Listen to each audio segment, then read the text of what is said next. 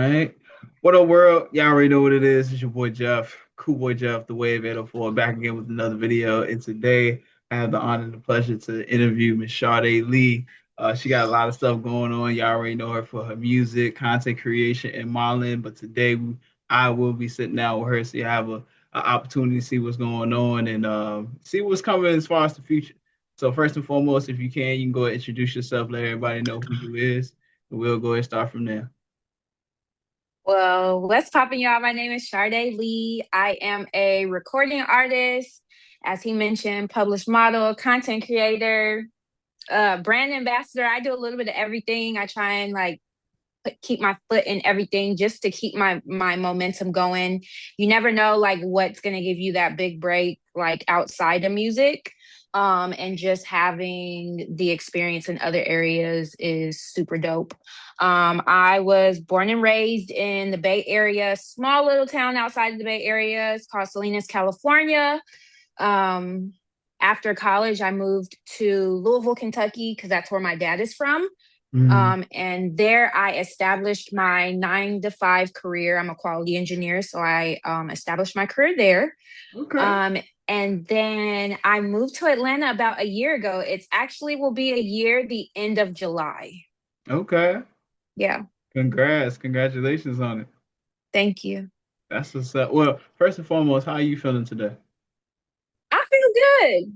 It's a nice day. I mean, it was nice at first, but it's still warm outside. Mm, Woke up, so that's always a blessing. Did some Bible study this morning, so just okay. always a blessing just to be here. The Most Amen. High giving us another chance to succeed at our goals. Amen. And then for the ones that don't understand, if you was able to wake up this morning, open your eyes, that was the first blessing that you had at the start of the day. Right. For people to be able to recognize that. And yes, we have the opportunity to be able to do what we do. And for those that don't know you for the first time, who is Sade Lee? Sharde Lee is a lot of people don't see that I'm really a nerd for real. I'm really like a I'm really a nerd, but Mm, when I go into music mode, I guess that's because a lot of people don't see oh, she's really a nerd outside of music, but it's because my music doesn't reflect that, I would mm, say. So I'm just a cool, down to earth. I'm an earth sign, so I'm a Capricorn. Down to earth, like quiet, introvert majority of the times. mm, But when I go outside, people say Capricorns are the life of the party, but I'm not really like that because I don't smoke or drink mm. anymore. Um, I getting to the point where I'm gonna be stopping smoking hookah. So Okay. yeah, yeah. So I'm just a Yeah. chill person. Be mad, laid back. Yeah. That's what's up. That's what's up. So I guess sometimes people may perceive you based on your social media and then they Hmm. don't really get to know who you are. So yeah, I can definitely see why, why people may like take that as a misconception. But that's why we gotta get to know folks, right? Right. Right, right, right. Ain't nothing wrong with being a nerd. Ain't nothing wrong with being a nerd at all. But as far as you calling yourself a nerd, you should take that as a compliment. But you wear a lot of hats. Like you're an artist, you make content creation, and you model. Out of the Hmm. things that you do, what do you say is the best thing that you like really love to take serious? Music. Mm. I've been doing music since the third grade. Well, I started with talent shows. Okay. So yeah. So I love music. I feel like if me personally, if music for me doesn't take off, I'm okay with being behind the scenes. So I would move into the lane of helping people write music, or A&R. Hmm. Yeah. Okay. Okay. See, VH1 gotta reach out to you so they can go ahead and do a story. I can see that. Right. You for the VH1 documentaries. They do, because there's a lot going on. I got you. So originally you said you was born in the Bay Area. Hmm. How was it like growing up there? I know you moved to different places, but how was that like starting out? I feel like growing up in California, it showed me a lot about life because it's a lot going on out there. It's fast paced. Mm-hmm. And I feel like that's what really established me as a person because, moving to other areas, like when I moved to Kentucky, it was more slow pace. And Mm-hmm. people are like, "Oh my God, you're always doing something. You're always moving, you're always doing something." But that's like what Cali feeds into. You know what I'm saying? You're moving at fast pace all the time. You're always doing something. There's always something that you could be doing. And I just feel like growing up there, it made me who I am. Mm-hmm. And like I feel like that's why a lot of the music that a lot of people hear is like party music because that's what California is about. Like Mm-hmm. a lot of the artists you hear out there is like party music or like very deep relatable music. Okay. Yeah. I like that. So, is that what got you inspired into doing music, or was it something else? It was something else. So my aunt, she was actually in a band and she Okay. toured overseas. So that's really what got me into music. Everyone in my family has some type of musical talent. Like my dad knows how to play the bass and he sings. My uncle knows how to play the drums and he sings. My aunt, she was a lead singer in a band. My other uncle can play the keyboard. So it's like music was just always around me. Mm-hmm. Okay, so you had a pretty good upbringing as far as what the introduction was when it comes to music. Right. Yeah. Okay, that's smooth. That's dope. I was about to say, back in the day, I had my uncle. He was a part of the folk tops. They was Really? doing the hoop wop doo wop. Nah, I'm just fucking with you. I mean, it sounds believable, but nah, I'm just kidding. Nah, I'm just kidding. I wish though, it would definitely be cool. Now, when you was starting out making music, was there somebody that seen something in you early that was believed in your talent, and who was that person? um, I can't say that I had someone that like believed in my talent. Hmm. It was more so like, so I sang before I rapped, actually. That's the crazy thing about it. And so like I was in choir and things like that all my life. But one day I was just out with my friends and they had like a cipher circle going around. You're out, everybody drinking, having a good time. And Right. I hop in the cipher, like start freestyling, and they were like, okay, like you're actually good at it. You should do that. You Hmm. should pursue that. And then from there, I was like, for real? Because I like stopped singing. I didn't record or anything like that. And so I was like, okay, I'm gonna give it a shot. And then my mom actually bought me some studio equipment to have at home, and I started recording myself. And Nice. that's how I kind of started. Yeah. That's what's up. So, what was the first song that you recorded, and how did it make you feel? My first song I recorded was super cool because I did a remix to a Bay Area, like a major Bay Area artist song. Hmm. And I forgot his name. I can't even think about it, but the song was called Hands Up Remix. Okay. And for those, if you can find it on YouTube, I'll give you $100 because there's a music video out on YouTube. And it's like the song is, to me, like Uh-huh. it's horrible. But it's horrible. Like I was one of those artists that like actually had to put the work in to build my sound and like actually like figure out how to do it. I wasn't one of those artists that was like, I got in the studio and was like, oh my God, she's dope as hell. Like, Yeah. no. So like the song it was called Hands Up Remix and it was so horrible. I was like talking, rapping. It was like, it was And it's horrible. out on YouTube. Hmm. I'm gonna go find it. Don't worry about it. Don't worry about it. I'm gonna go ahead and find it. You ain't gotta work. I think I have like a lot of my music when I first started is on YouTube. I had music videos. It's so funny. And I tell people all the time, I'm like, if you can find it, I'll give you $100 because it was so horrible. I'm gonna go look for it too. So, looking back over your career, what do you say was one of the hardest things you had to overcome? Like a certain obstacle? Being around people that are yes men. Mm. That was an obstacle when I first started out.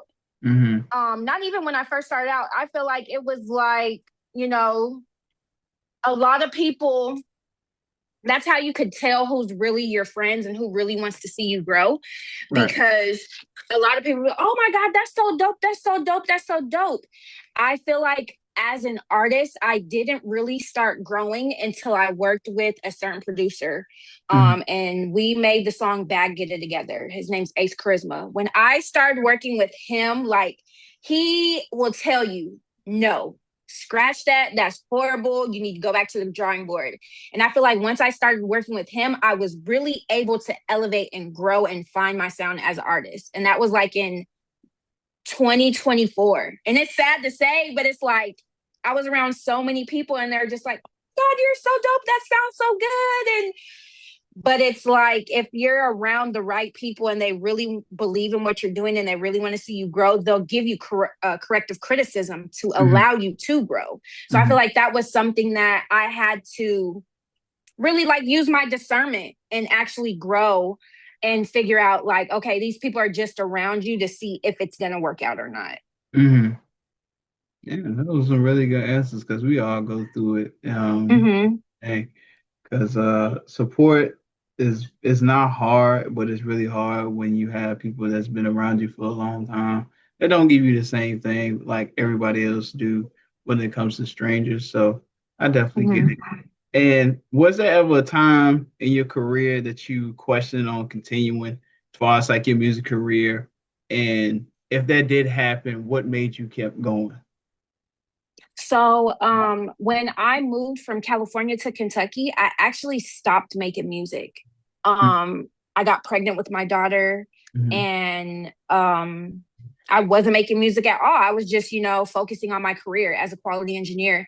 And one day I was just like, I didn't feel whole. I felt like I was just like a robot, just Mm-hmm. continuously doing the same thing every day. And it was boring. I was just like, I'm never content. Like, it was like I was stable financially, but Mm-hmm. I was like, I'm not doing what I love to do. And I feel like God has a purpose for everyone when you're here. Like, everyone has a purpose for something that they're supposed to be doing outside of working for someone, Mm-hmm. So I just didn't feel whole. And I was like, you know what?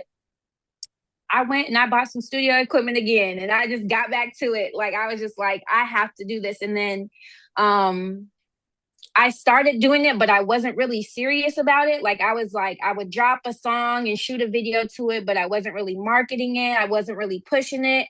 But it was like it was fulfilling, the void that I previously had. Mm-hmm. But it was like I went and I did like a tiny desk type of show. Mm-hmm. And everything was live. Like, you couldn't have any like back vocals or anything, everything was live. And I went and I did that show. And the feedback that I had after that show, everyone was like, why are you not taking this seriously? Like, you really are talented. You really need to do this. And ever Mm-hmm. since I heard them tell me that, that was like the end of 2023. I haven't taken a break ever since. Like, I've been consistent. Mm-hmm. I like that. A lot of people need to hear that. Only reason why is because when they feel like things get tough, you got to quit. But a lot Mm-hmm. of times it really shows you, like how you said, how serious you are when it comes to your craft. So folks Mm-hmm. need to hear that. Now, how would you describe your sound for people who never heard your music? Um, my sound right now, I would say a lot of the music that I drop is like something that you can turn up to and have a good time to. I make music purposely to be spun in the club because the club, everywhere that I've been at, especially Atlanta, it's a club scene. Everybody likes to go out. So I feel like if you're not making music that can be played in the club, you're slacking on your music Mhm. because everyone needs to have a song that's like can turn the club up. So Yeah. I feel like my sound is, very turned up and cool at the same time. But I do have other lanes of music that I am holding on to Mhm. just because I want to be able to market that the right way because that's not stuff you can actually go and be like, spin this record in the club. You know what I'm saying? They're not gonna want to hear Mhm. that. Mhm. So um if people were to look me up and like look on my social media, you're gonna see like it's like Sharde makes turned up music, that you can go out to and have a good time. Hmm. Yeah, that's good. That's real good. So, when it comes to making your music, do you use things from your personal experience, or do you like creating stories? A little bit of both. Mhm. Because working with the producer that I previously mentioned, he made me understand that when you go into the studio, you're not only making music for yourself, you're Mhm. making music for the listener. So you can include like your own personal experiences, but when you're making music, you need to make it for the listener as well. So Mhm. I try and do a little bit of both. Okay. And for the songs that you make for your listeners, what is one song in your catalog that means so much to you and why? Um, my Back Get a Record. I feel like my Back Get a Record was the record that a lot of people started actually paying attention and being like, who is this Sharde Lee girl? Yeah. That I feel like that was the record that really got people to really start gravitating towards me and listening and paying attention to who I Mhm. was. Oh, snap. I'm gonna have to check that joint out too. Now, for my next question for you, what song do you feel like needs a whole lot more recognition that you personally feel like that you put out there that people need to listen to, that you feel like is just so underappreciated, but a lot of these people need to check out this one song? Um, mm, I have this record. Well, I have a lot. I feel like I have a lot of slept on music because I'm like I said, I'm still indie. Like I feel Mhm. like I still have a long way to go. But I would say off my first EP, it's called Cream. Um, it's a song called Henny. I feel Okay. like that was another record. When I was in Kentucky, I dropped that record, and I feel like that was another record where when I was in Kentucky, people were like, "Okay, who's this girl Sharde Lee?" But Hmm. I didn't really market the song enough. And I feel like if I were to continue to market it today, I feel like that record would get a lot of recognition because it's a dope record. Right. It's coming. Yeah. It's coming. Don't even worry about it. That's it, man. Don't even worry about that joint either. Um, how do you think your music has evolved since you first started making music? Oh my gosh. I feel like my music has come a long way. Um and it's dope though. It's dope to see it evolve because I went from rap talking to rapping high pitch to now rapping low pitch Hmm. to knowing my signature ad libs and how I want to come on the song where I don't even have to say Sharde on the song. Hmm. Everyone knows based off my ad libs, like, oh, that's Sharde. They hear Okay. bitch the fuck at the beginning of that song, that's Sharde Lee. Like we know that. Yeah. We already know who you is. Yeah. So if someone was to listen to a song of yours, what should it be? That's like an introductory song to somebody. Right now, everyone's feeling my song called I Like. It's a remix I did to Fuck Them Other Niggas by No Limit.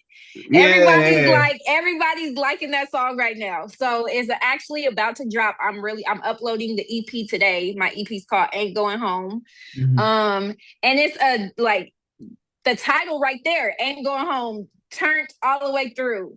Turned songs all the way through for everybody during the summer, like just turned up, having a good time. And yeah, that I Like record, everybody's loving it. Like I'm describing the type of dudes that females like. You know what I'm Hmm. saying? Like in today's age. Like, so it's a dope record. Hmm. What do you think is your biggest goal overall musically by the next year?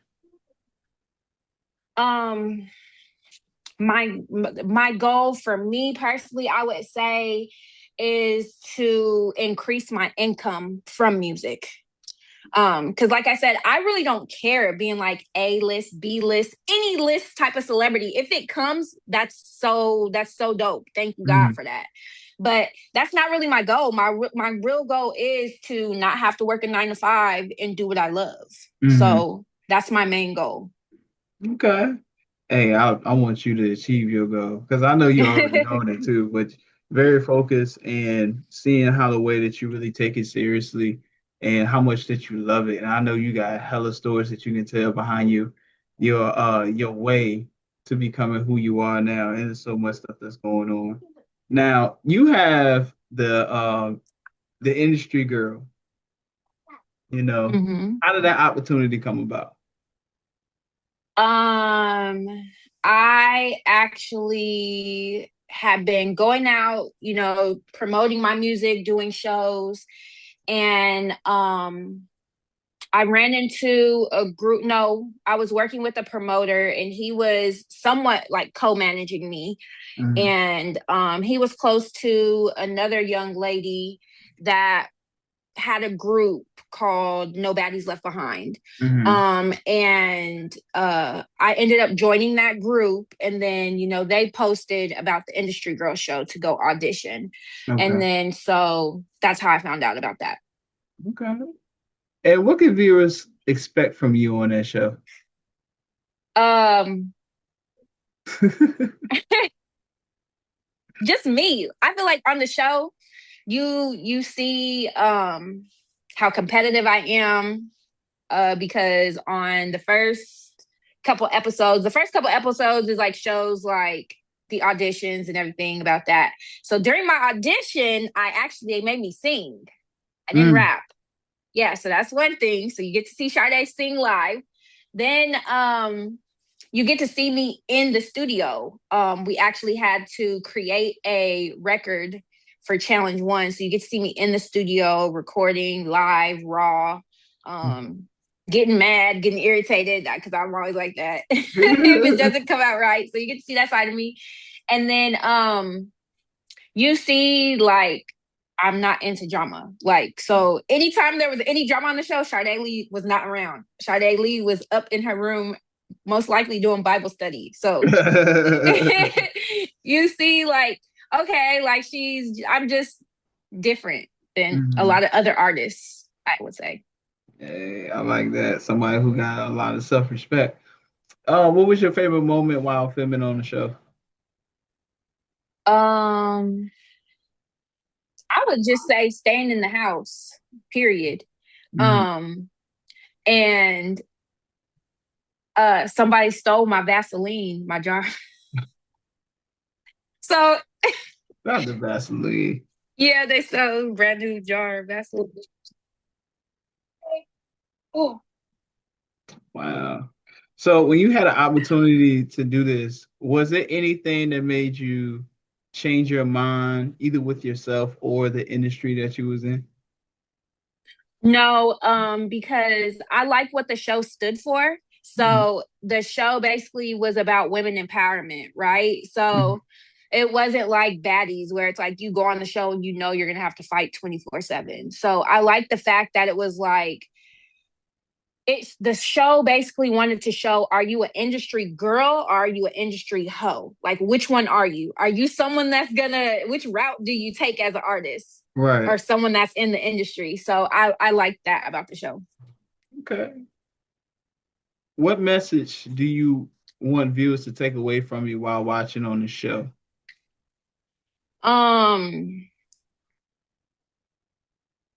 I would say just, make sure that when you're waking up, utilize your full 24 hours out of the day. Like I know that was one thing that I had to learn.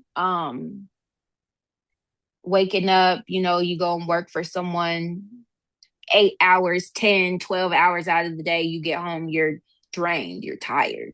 Mhm. But if you really love something outside of that, you have a hobby or you know that your purpose is something bigger than that, just make sure that you're giving yourself that time every day. Mhm. Respect that because you know you come first. Mm-hmm. Definitely got to do that too.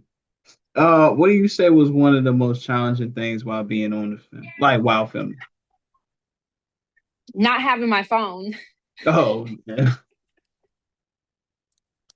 That was a was challenge. really that was really challenging because it was like I had to schedule out my content. You know, I'm a content creator, so I post like 3 to 5 times a day. So majority of the time, I'm either shooting content that day or I'm Hmm. editing something that I'm gonna post that day. So that was a challenge. Not having our phone was locked in a box, literally. Hmm. So that was a challenge, and not having my phone and then not being able to talk to my daughter every day. Like that was a challenge for me. All right, I see the angle. I understand. I understand. Uh, Tell me about the opportunity while being in order in the court. Order on the court. That opportunity really came out of left field. And it was super dope because when I actually joined that chat to be on that show, it was really for me to really just be an extra in the background, like the audience of the court and things like that. But I ended up showing up that day during filming, and they actually asked me to be in a role on Mhm. the actual Order on the Court show. I don't remember which episode. It's like either episode 4 or 5, but it hasn't came out yet. They're dropping episodes now, so that's literally in the works right now. Okay. Hey man, Yeah. congratulations on doing that too. Yeah, it was super dope because I'm trying to get more into like acting and things like that. So it was super dope to be able to be involved in that. I got you. So, what would you say would be a major difference between doing music and being an actress? Um, I would say because with music you could be yourself. Mhm. And when you're acting, you have to go into character. You have to be someone else, right? And when you're acting and you're someone else, a lot of the times you can not play the role correctly, or it can look as if like on your face like, oh, they're acting and they don't know how to do this good. So like that was like a big thing for me, and it was a scary thing for me actually, because it was like I don't want to look like one of those like Tubi actresses that like doesn't. I'm on Tubi for a reason because Right. I don't know how to act very well. So that was scary for me, but I actually, the way I've been able to get around it was, just relaxing more and just, owning the role. And I feel like a lot of the times when you're doing these roles, when you're able to improv, it allows you to be yourself a little bit more Okay. and add a little spice to it. Okay. Would you say you would like acting to be a big part of your career moving forward? Most definitely, because I feel like that is a source of income. With music, you have to actually get to a certain level to make a certain amount of money, right? Mhm. So, but with acting, I feel like there's more opportunities. And with more opportunities in acting, that's more eyes that will come towards my music and be like, well, what do you do outside of that? And then that'll be more listeners and things like that that I can get to gravitate towards that. Okay. So, what's next for you as far as like upcoming music, shows, more content? What is that for you? Definitely more content. Um, I'm booked out right now to August for shows. Mhm. Um, so lots of shows on my agenda. Day Summit in August. That's like South by Southwest in Atlanta.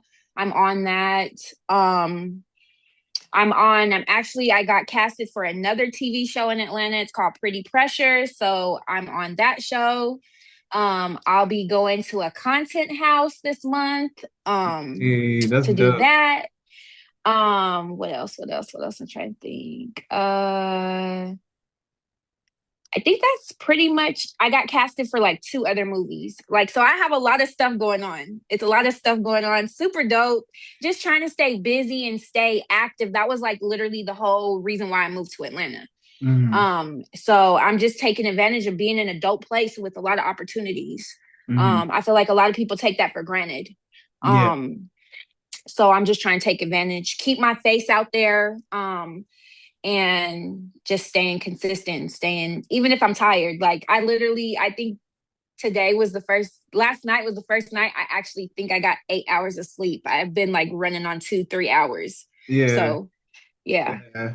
Hey man, it definitely comes with it, but I can definitely see you, man. You reaching all of your goals, man, because it's based on like how the way you carry yourself and your energy, and you can Hmm. really see like when people have it in them and they really working hard, and then you got the right mindset for it too. Keep doing that, man, for real, for real. So if somebody is watching this interview and they're trying to do the same thing, what do you think they should be able to take out in this interview? I think the number one thing that people should understand about the interview is being able to invest in yourself. Mm-hmm. Because without being able to invest in yourself, you're not able to do a lot of the things that you want to do. Traveling and putting music out. Like putting music out isn't free, you know. Mm-hmm. Going on these mic performances, they're not free.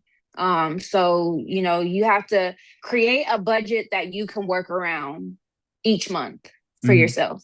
Even if it's a small budget, even if it's starting out small, create that budget and understand what you can do for yourself and go from there.